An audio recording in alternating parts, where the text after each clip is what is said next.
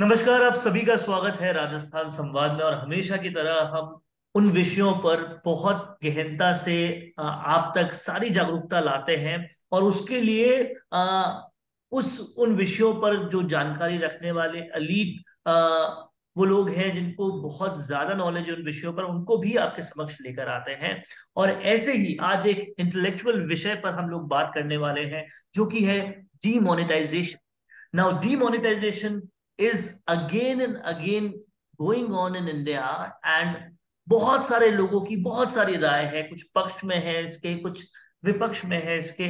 लेकिन आखिरकार एक इकोनॉमी पर उसका कैसे असर पड़ता है, कैसे कानून जो है उस पर इसका असर पड़ता है, इन सब मुद्दों पर बात करने के लिए मेरे साथ एक एस्टीम पैनल आज मौजूद है। उनसे इस पूरे विषय पर हम लोग बात करेंगे। मेरे साथ मौजूद है प्रोफेसर डॉक्टर एम के भंडारी, जिन्होंने अपनी पूरी जिंदगी लॉ के नाम कर दी है, लीगल एस्पेक्ट्स के नाम कर दी है, पढ़ने में, पढ़ाने में और लोगों को सिखाने में। वेरियस यूनिवर्सिटीज में अपना बहुत बड़ा कंट्रीब्यूशन देने के बावजूद आज भी प्रोफेसर डॉक्टर एम के भंडारी अपने आप को लॉ का विद्यार्थी ही कहते हैं। And with me is Dr. Swati Bisht, Professor Management and Dean Training and Placement, IMS unison university Dehradun. और कहीं ना कहीं मैम का भी बहुत जबरदस्त इस विषय पर पकड़ है। तो हम पूरी बातचीत करेंगे और समझाने की कोशिश करेंगे कि आखिरकार डिमोनेटाइजेशन का फायदा क्या है, उसका नुकसान क्या है, और ये दूसरी बार डिमोनेटाइजेशन कर कर एक सबसे बड़े नोट को बंद कर कर क्या कुछ इम्पैक्ट पड़ेगा। इन सब विषयों पर हम लोग बात करेंगे। सबसे पहले मैं प्रोफेसर डॉक्टर एम के भंडारी आपके पास आना चाहता हूं। आपने लॉ के लिए अपना पूरा जीवन डेडिकेट किया है। क्या इस तरह से एक करेंसी जिसको हम लीगल टेंडर मानते आए हैं, उसके साथ लगातार काम करते आए हैं, अचानक से उसे बंद कर देना लोगों की जिंदगी के साथ कहीं ना कहीं एक खिलवाड़ के तौर पे भी कुछ लोग उसे बोलते हैं। क्या इसका कुछ फायदा भी होता है सर, और लीगल एस्पेक्ट्स में ये कितना सही है?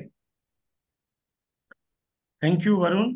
As usual, you have this time come out with a very important issue which affects our country's financial system, economic system, to some extent legal system, and also which affects our image in the global financial system. Because now the economy is integrated with global economy. So before I come to the second notebandi, I would say it notebandi 02. इससे पहले आपको याद होगा मैं बॉम्बे में था NMIMS में, और रात को हम टीवी देख रहे थे। अचानक 8:15 पर एक न्यूज़ फ्लैश हुई कि प्रधानमंत्री देश को संबोधित करेंगे। और उन्होंने 8:15 पर टीवी पर प्रस्तुत हुए माननीय प्रधानमंत्री नरेंद्र मोदी जी। और उन्होंने कहा, भाइयों और बहनों, अपनी स्टाइल में, आज रात को 12 बजे के बाद 500 और 1000, उस समय 1000 का नोट हुआ करता था, नोट लीगल टेंडर नहीं रहेंगे। लीगल टेंडर का मतलब यहाँ ये है, आप देखिए कोई भी नोट उठाकर उस पर लिखा हुआ है, रिजर्व बैंक ने एक गारंटी दे रखी है, I promise to pay the bearer a rupee sum of rupee, जितने का वो नोट है उसको वो पैसा देने की रिजर्व बैंक के गवर्नर ने लिखित में गारंटी दी। और वो गारंटी नोट पर छपी हुई है, वही उसका उसकी वैल्यू है। अदरवाइज तो वो एक पेपर है, जैसे सामान्य पेपर होता है वैसे वो भी एक पेपर है। वो गारंटी जो RBI के गवर्नर देते हैं लिखित में हस्ताक्षर करके, वो उसको नोट बनाती है। तो उन्होंने कहा कि अब ये नोट मान्य नहीं रहेगा, और एक समय दिया, सीमा दी कि ये नोट आप बैंक में जाकर बदलवा लें, और उसके बाद आपका ये नोट कागज का टुकड़ा बन जाएगा। पूरे देश में हाहाकार मच गया, हर कोई अचंभित रह गया। और कहते तो यहाँ तक है कि उस समय जो finance minister late Arun Jaitley ji थे, शायद उनको भी पता नहीं था कि ये निर्णय लिया जा चुका है। ऐसा कहा जाता है, मुझे नहीं पता उनको पता था या नहीं पता था। पर वो एक, मैं समझता हूँ, आजाद भारत का, इंडिपेंडेंट इंडिया का सबसे बड़ा डिसीजन था, जिसमें हर व्यक्ति प्रभावित हुआ। और जहां तक कानून की पक्ष की बात है, सरकार ने एक ऑर्डिनेंस लेके आई, अध्यादेश लेकर आई, और बाद में उसको निर्णय लेने के बाद में 2016 में 28 दिसंबर को वो अध्यादेश जारी किया गया 3 महीने बाद कि जो ये वैल्यू के नोट हैं इनको डीवैल्यूड कर दिया गया है, specified bank notes cessation of liabilities ordinance, और फिर उसको एक्ट में कन्वर्ट कर दिया गया। ये तो उसका कानूनी पक्ष था, लेकिन उसके बहुत सारे एस्पेक्ट थे। माननीय प्रधानमंत्री जी ने तब कहा कि देश में भ्रष्टाचार बहुत बढ़ गया है, काला धन बहुत बढ़ गया है, आतंकवाद की गतिविधियां, आपको ध्यान होगा कश्मीर में भीड़ को इकट्ठा करके स्टोन पेल्टिंग हुआ करती थी, पत्थर मारे जाते थे भीड़ द्वारा लोगों पर, और उनको हमारे पड़ोसी राष्ट्र से ऐसा कहते हैं कि 500-500 रुपए उनको मिलते थे। तो वो सब एक्टिविटीज को रोकने के लिए हम ये निर्णय ले रहे हैं। और एक बात और है, वो निर्णय लिया गया उसके ठीक 4 महीने बाद उत्तर प्रदेश में चुनाव थे, और उत्तर प्रदेश पूरे देश के चुनाव में सबसे महत्वपूर्ण भूमिका अदा करता है। तो ये कई बातें कही गई, और 3-4 महीने तक हम भी वहाँ लाइन में लगकर और जाते थे, और सभी व्यक्तियों ने फेस किया, लोगों की शादियां रुक गई, लोगों के बड़े बड़े कार्यक्रम रुक गए, और हजारों लाखों लोग पंक्तियों में खड़े रहे। कई उनमें से बेचारे बुजुर्ग थे या महिलाएं थी या बच्चे थे, उनकी डेथ भी हो गई, और बहुत कुछ बातें हुई।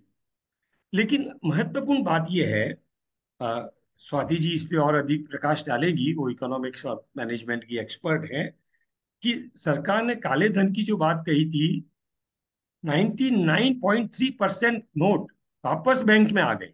यानी लोगों ने अपनी जुगाड़बंदी करके या जो कुछ भी करके व्यवस्था करके सारे नोट, जो उसको आप ब्लैक मनी कह सकते हैं, छुपा हुआ धन था, वो सब बैंकों में जमा करा दिया।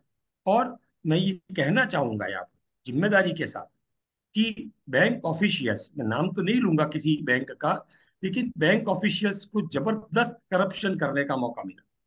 उन्होंने रातों रात बैंक खोलकर और सही गलत तरीके से लोगों के बैंक नोट ट्रांसफर कर दिए। और मैं आपको फिर कहना चाहता हूँ, इस बार भी यही होने वाला है। इस बार ये कहा गया कि एक व्यक्ति 10 नोट एक समय में जमा करा सकता है, उससे कुछ भी नहीं पूछा जाएगा। एक एक सड़क पर जो मोची है काम करता है, वो भी जाके और 20,000 रुपये जमा करा सकता है। उसको ये नहीं पूछा जाएगा भाई तुम ये 20,000 रुपये कहाँ से लाए थे, हमारी आईडी दिखाइए, आधार कार्ड दिखाइए। खुले रूप से जो ब्लैक मनी है अभी 2,000 नोट के रूप में, लोग उसको बैंक में डाल देंगे और वाइट मनी कर लेंगे, क्योंकि बैंक से पैसा आपके पास आया है तो फिर वाइट ही हो गया। तो ये खेल अभी भी चलेगा। मेरा ये मानना है कि जो जो उद्देश्य हमारे माननीय प्रधानमंत्री जी या सरकार ने बताए थे, अधिकांश उद्देश्य असफल हुए। हाँ, एक उद्देश्य जरूर हुआ कि कैशलेस इकोनॉमी हो। आज हम डिजिटल पेमेंट में इंडिया नंबर 1 है। ये जितने भी हमारे पे ऐप और जो भी है, वो सब शुरू हो गए, और लोगों ने कैश रखना और कैश लेना देना बंद कर दिया, और आसानी से डिजिटल ट्रांसफर होने लगा। ये एक अच्छा एक सहयोग हुआ। तो ये मैं आपसे जान, और इसी बीच 2017 में कुछ लोग कोर्ट भी गए, और हाई कोर्ट में गए, फिर बाद में सुप्रीम कोर्ट में गए, और अभी जनवरी 2023 में सुप्रीम कोर्ट का फैसला आया। लोगों ने ये भी कहा कि जो बाहर थे फॉरेन में, जिनके पास नोट है और वो नहीं आ पाए उस अवधि के बीच में, तो वो नोट कहाँ चेंज कराएंगे। लेकिन सुप्रीम कोर्ट ने नोटबंदी को अवैध नहीं कहा। 4:1, यानी 4 न्यायाधीश ने कहा कि नहीं, ये प्रक्रिया को हम अवैध नहीं घोषित करेंगे जो कुछ भी हुआ, और एक न्यायाधीश बीवी नागत खन्ना ने ही कहा कि नहीं, ये अनलॉफुल एक्टिविटी थी, इसको सही नहीं माना जा सकता। और चूंकि मेजोरिटी जजमेंट पक्ष में है तो वही लागू होगा। तो ये बात तो हुई, मैंने आपसे संक्षेप में कहा नोटबंदी एक की। और मैं उस समय NMIMS में डायरेक्टर लॉ था, और मैंने बहुत लेख लिखे, सोशल मीडिया पर भी अपने विचार प्रकट किए। मुझे लोगों ने कहा कि आप इतना विरोध क्यों कर रहे हैं। मैंने कहा मेरा विरोध किसी व्यक्ति या शासन प्रणाली के प्रति नहीं है। जो चीज हुई है वो मैं नहीं मानता कि ठीक हुई है। और विश्व में आप देखिए, अमेरिका ने कभी डॉलर डिमोनेटाइज नहीं किया, ब्रिटेन ने कभी पाउंड डिमोनेटाइज नहीं किया आज तक। 200 साल हो गए, 200 साल से भी ज्यादा हो गए, अमेरिका ने कभी डॉलर डिमोनेटाइज नहीं किया। हमारे यहाँ ये 2078 में हुआ था, जब 1,000, 5,000 और 10,000 के नोट थे। उनको तत्कालीन प्रधानमंत्री माननीय वाजपेयी जी की सरकार ने किया था। और फिर अभी 2016 में पहली बार माननीय मोदी जी की सरकार ने किया। अब आप देखिए मजाक की बात और आश्चर्य की बात, 1,000 का नोट तो ब्लैक मनी फैलाता है, को बंद किया गया और 2,000 का नोट शुरू किया गया। तब भी लोगों ने कहा कि ये कैसा निर्णय है, समझ के परे है।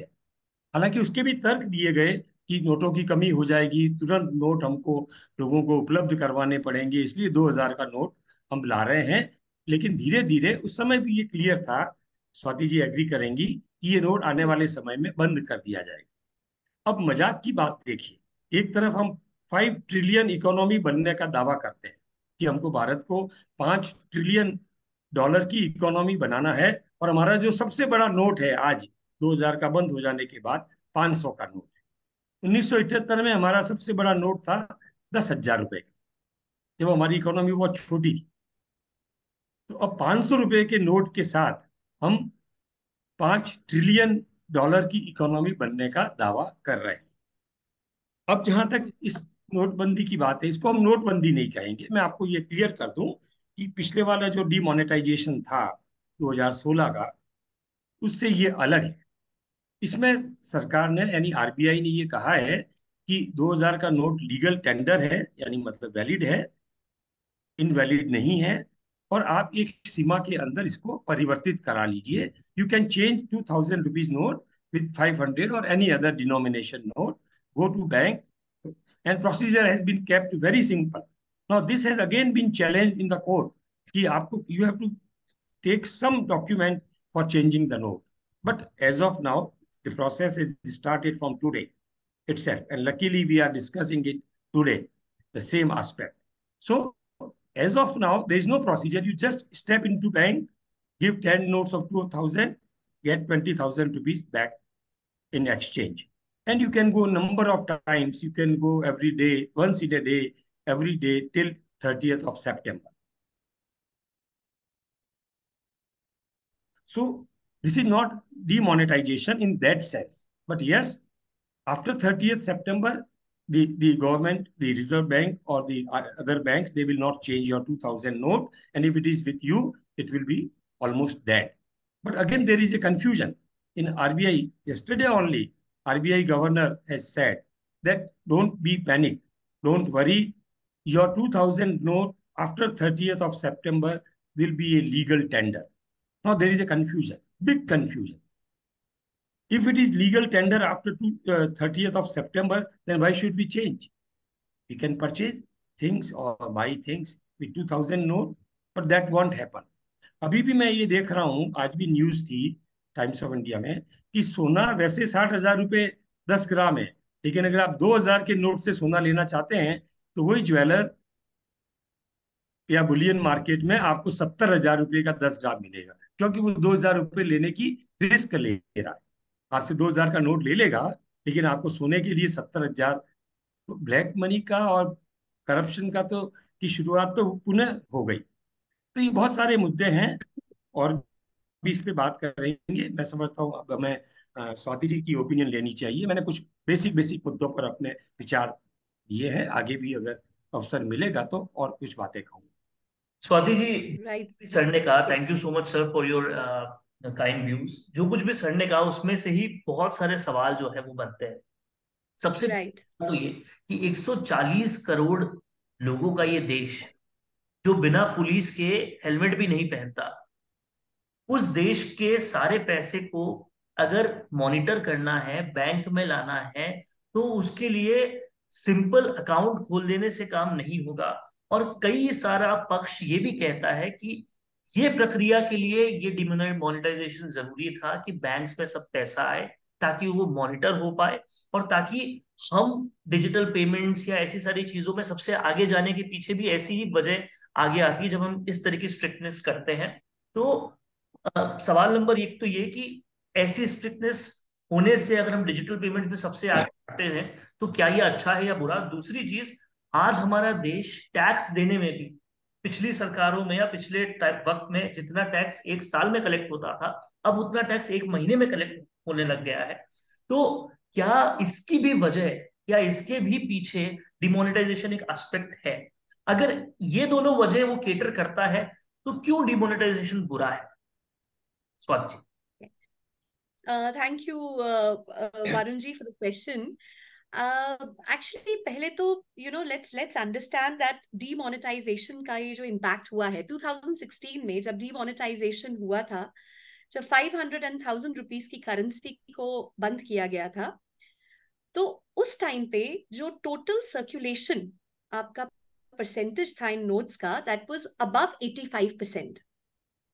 नाउ आज के डेट में जो जो हमारा डिनोमिनेशन है 2000 रुपीज के नोट्स का, उसको जब हम रोकने की बात कर रहे हैं, तो वहां पर हमारा जो सर्कुलेशन है 10.8% का है, as per the RBI statement of 31st March 2023। Now पहले तो there is no chance of a panic right now. What was there in 2016? Obviously, it is not there right now because there is no condition of a panic. Because it is only 10.8% of the total currency जो impact होगी अभी because of this phase of demonetization, which is the demonetization phase 2. Now, रहा सवाल very rightly pointed out by Bhandari sir, where he said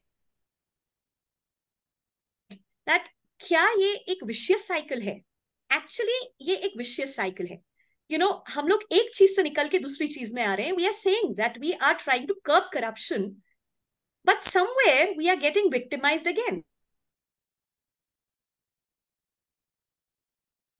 चीज आ रही है that सोना, जो अभी भंडारी जी ने भी पॉइंट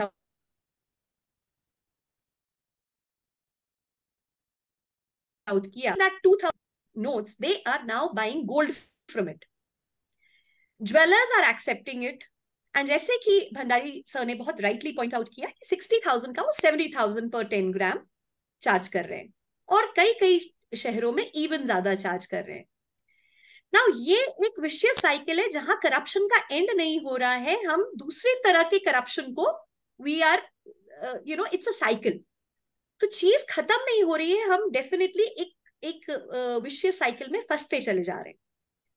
यस, अगर हम ये बात करते हैं दैट इसका कोई इम्पैक्ट क्या इकोनॉमी पे है, तो डेफिनेटली 2000 रुपीज के नोट का जो हम लोग अभी हो रहा है, there is no, the banning of this note will not lead to any kind of a impact on the economy, या अगर इम्पैक्ट भी होगा तो नेग्लिजिबल होगा, क्योंकि जितना आप अमाउंट बैंक में दे रहे हैं, लेसर डिनोमिनेशन की आपको करेंसी मिल रही है, बट अमाउंट वही है।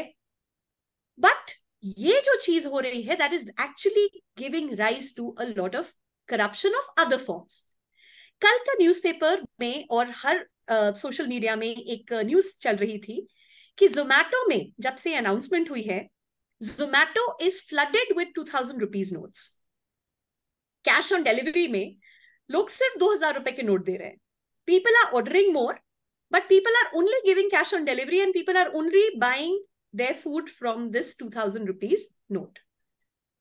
Now this is again some kind of a circulation of money हो रहा है, but क्या वो finally बैंक पे जा रहा है, किस फॉर्म में जा रहा है, whether we are able to find out the people who were the owners of this 2000 rupees currency is something that can never be answered in absolute terms. People are saying that yes, it is a pre-election move, which we cannot absolutely deny because election आ रहे हैं next year. तो कुछ ना कुछ तो government को they have to tick some points, check boxes हैं ये भी, that we have done this. Yes, they have done this. They have curbed this to some extent, and because 2000 rupees is the highest denomination that India had in the recent times. But then अगर corruption होना है तो 500 rupees के notes के साथ भी हो सकता है। Like US economy is one of the largest economies of the world, and US economy में अगर हम लोग देखते हैं तो the largest denomination is $100 note. So अगर हम इक्वेट करें, इंडिया की per capita income would be roughly about 1,70,000. So अगर हम देखें कि अगर 1,70,000 है, how many people will actually suffer because of this 2000 rupees note, is a question that can never be answered in absolute terms, because बहुत कम लोगों के पास ये बल्क में 2000 रुपीज की करेंसी होगी। आरबीआई के गवर्नर कह रहे हैं that this is a way where they would be regularizing the currency operation in the country. So अलग अलग स्टेटमेंट्स आ रहे हैं, बट इकोनॉमी पे I do not see an impact happening, because India का जो हम बात करते हैं इकोनॉमी की, अगर पर कैपिटा इनकम ही हमारी 1,70,000 है, तो कितने लोग, एक नेग्लिजिबल पॉपुलेशन होगी जो 2,000 रुपीज के मनी को होल्ड करेंगे. And of course it's a larger denomination, so this would lead to some activities which will be illicit, which would not be those legal activities. So usko curb karne ke liye this is a good move according to me. And because the elections are coming, then obviously during the elections there is a lot of usage of the higher currency, especially when it has to be transported from one part to the other. So to curb that corruption, I think it is a good move, and obviously it is not going to have any impact on the economy of the country. That I can very firmly say. Thank you so much, Swati ma'am. Right, let's come to the conclusion of the show, and I'll take the conclusive remarks from Professor Dr. M.K. Bhandari and Swati ma'am both. Sir, right. आखिरी में आपसे यही सवाल पूछना चाहता हूँ कि पहले डिमोनेटाइजेशन से पहले बैंकों में लोगों की आस्था कितनी थी? क्या आप मानते हैं उससे ज्यादा अब बढ़ी है? डिजिटल पेमेंट्स में कितना उनका रुख था? क्या आप मानते हैं वो रुख बढ़ा है? और अगर ये दोनों चीजें बढ़ी है और वो डिमोनेटाइजेशन की वजह से बढ़ी है, तो क्या इसे आप एक फायदा मानते हैं डिमोनेटाइजेशन का? देखिए वरुण, आपने जो दोनों प्रश्न पूछे कि बैंकों में हमारी आस्था और डिजिटल पेमेंट को बढ़ावा देना, ये सब डीमोनेटाइजेशन के बगैर भी हो सकता है. डीमोनेटाइजेशन की कोई आवश्यकता मैं लीगली और इकोनॉमिकली नहीं देखता. पॉलिटिकल मूव को आप छोड़ दीजिए, इस बार भी ज्यादा पॉलिटिकल लगता है. फिर इलेक्शन ड्यू हो गए हैं, 2024 में जनरल इलेक्शन है और कई स्टेट्स के इलेक्शन है. अभी कर्नाटक में बीजेपी हैज लॉस्ट मिजरेबली.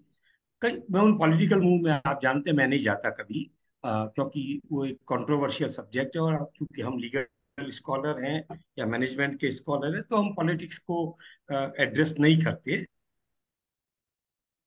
जानते सब हैं, समझते सब हैं, लेकिन प्रश्न ये आता है कि जहां तक डीमोनेटाइजेशन की पहली फेज थी और जो दूसरी फेज है, मैंने आपसे कहा कि इसको मैं डीमोनेटाइजेशन नहीं कह रहा हूँ, ये डीसर्कुलेशन है. कि भाई इस नोट को आरबीआई बाजार में नहीं चलाएगी, आपको बैंक नहीं देगी, और आपके पास है तो आप बैंक को लौटा दीजिए, बैंक आपको बदल कर दे देगी, लेकिन ये फिर भी मान्य रहेगा. अभी जैसा स्वाति जी ने कहा कि यूएस में हाईएस्ट नोट पहले 5,000, 1,000 और $10,000 भी हुआ करता था. लेकिन बाद में आरबीआई, यूएस फेड, यानी इसको हम equivalent to RBI of India, उन्होंने कह दिया कि भाई अब $100 का नोट हमारा बड़ा नोट है जो भी है, और बाकी वो जो नोट हैं अगर आपके पास हैं बचे हुए तो चलेंगे, आप उनको ले सकते हैं, दे सकते हैं, वो इनवैलिड नहीं है हमारे लिए. लेकिन फेड अब उस बड़े नोट को नहीं छापेगी. तो इसी तरह से इस बार आरबीआई ने ये कहा है कि भाई आपके पास अगर 2,000 का नोट पड़ा रह गया 30 सितंबर के बाद, तो आपको घबराने की जरूरत नहीं है, आप उसको दे सकते हैं, ले सकते हैं. लेकिन सवाल ये है कि भारत की जनता की साइकी को हमें समझना पड़ेगा. वो तो आज भी नहीं ले रहे हैं, वो तो आज भी, जैसा आपने बताया स्वाति मैम ने, कि जोमेटो में सब उसी को निकाल हाँ रहे हैं, जी. जबरदस्ती का 1,500 का ऑर्डर दे रहे हैं ताकि 2,000 का नोट दे दें और 500 रुपये कैश मिल जाए. कहीं ऐसा नहीं हो कि 30 सितंबर के बाद वो नोट घर में ही पड़ा रह जाए. तो ये कंफ्यूजन आज भी है.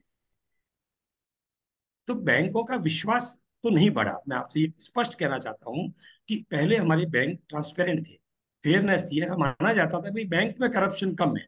जितना करप्शन गवर्नमेंट डिपार्टमेंट में है या गवर्नमेंट के भी कुछ जो स्पेसिफाइड डिपार्टमेंट्स हैं उनमें करप्शन है, वैसा बैंकों में करप्शन नहीं था. लेकिन इस डीमोनेटाइजेशन जम के करप्शन, मैं आपको फिर कहता हूं, जम के करप्शन.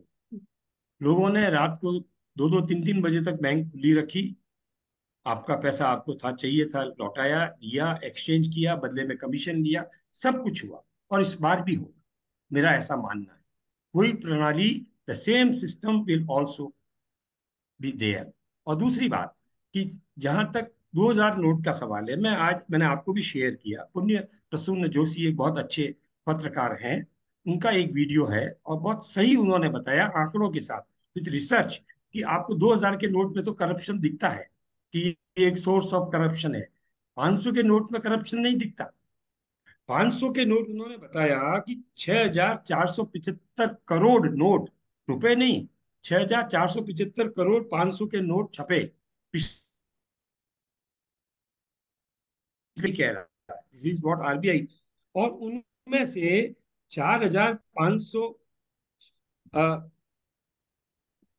दो हजार दो सॉरी 4000 नोट जो है वो मिसिंग है, मतलब वो ब्लैक 4000 मनी में करोड़ के। चले गए, वो आरबीआई के सर्कुलेशन में नहीं है। हाँ, अच्छा। 500 रुपए के, हम्म, 500 रुपए के हम्म। 4500 नोट मिसिंग है, यानी वो लोगों के पास डंप है। तो अगर आप कहीं भी रेड होती है, आप देखते होंगे राजस्थान में तो कुछ ज्यादा ही रेड्स होती है कि 500 और 2000 के नोट मिलते हैं। पूरी कंट्री में करप्शन है, मैं राजस्थान को हाईलाइट नहीं करता, सब जगह करप्शन है। तो 500 के नोट भी मिलते हैं। तो क्या अब आप ये कहेंगे कि 500 का नोट भी हम बंद कर रहे हैं और उसको भी आप एक्सचेंज करके 100 रुपए का नोट ले लीजिए या 200 का ले लीजिए? ये सॉल्यूशन नहीं। Central board of direct taxes ने क्लियर कहा था गवर्नमेंट को, जो कि टैक्सेशन का सबसे बड़ी अथॉरिटी है, central board of direct taxation, क्योंकि ब्लैक मनी का रिलेशन इनकम टैक्स से है। तो उन्होंने कहा कि demonetisation is not a solution. लोग मकान रखेंगे, सोना रख लेंगे, अभी जैसा हुआ, लोगों ने कहा 2000 के नोट के बदले हम 5500 तोला सोना ले लेंगे, वो पड़ा रहेगा। सोना तो बहुत सॉलिड वैल्यू वाली चीज है वर्ल्ड ओवर। आप कहते हैं भाई सोना है तो आधी रात को जाके आप एनकैश कर सकते हो, तो वो कर लेंगे, जमीनें ले लेंगे, मकान ले लेंगे। तो आज जितनी भी बड़ी बड़ी बिल्डिंग्स और टाउनशिप्स और जो है उनमें किसका पैसा लगा हुआ है? यूनिवर्सिटीज में किसका पैसा लगा हुआ है? अधिकांश पैसा उन लोगों का लगा हुआ है जो करप्शन का है। आप और हम सब जानते हैं, उनमें कुछ कहने वाली बात नहीं है, सभी समझते हैं। तो कहने का मतलब ये है कि डीमोनेटाइजेशन या 2000 का नोट जो अभी बंद किया गया वापस, ये करप्शन को एंड करने का सॉल्यूशन नहीं है। सरकार ने स्वयं बदल दी बात को।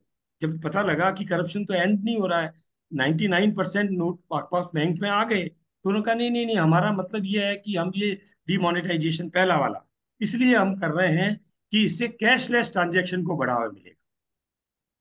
बात बदल दी सरकार ने। हाँ, ये बात सही है कि कैशलेस ट्रांजेक्शन को बढ़ावा मिला है।